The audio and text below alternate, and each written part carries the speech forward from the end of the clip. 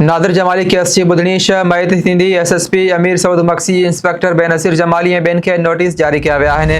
बाबर जमाली जी दरख़्वास्त ते Sindh high court Nadir Jamali case जो फ़ैसिलो 1 महीने अंदरि ॿुधाइण जो हुकुम ॾिनो हो। हाणे कोर्ट जे हुकुम ते डिस्ट्रिक्ट एंड सेशन जज दादू ज़ाहिद हुसैन मतलो पारां केस जी ॿुधणी मई ते रखी वई आहे। अदालत एसएसपी खैरपुर अमीर सऊद मक्सी इंस्पेक्टर बेनज़ीर जमाली एहलकारनि खलील मसन कुर्बान गमरानी ऐं ॿियनि खे नोटिस जारी करे छॾिया आहिनि। अदालत पारां केस जे फरियादी खे पिणु नोटिस जारी कया विया आहिनि। दादू जी अदालत 1 महीने अंदरि बाबर जमाली जे 22 AB ते फ़ैसिलो ॿुधाईंदी।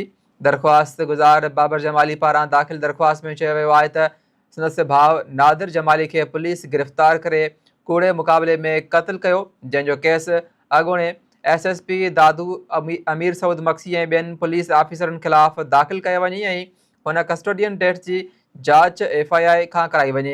अहम ख़बर आहे, नादिर जमाली केस जी ॿुधणी मई ते थींदी। एसएसपी अमीर सऊद मक्सी इंस्पेक्टर बेनज़ीर जमाली ऐं ॿियनि खे नोटिस जारी कया विया आहिनि।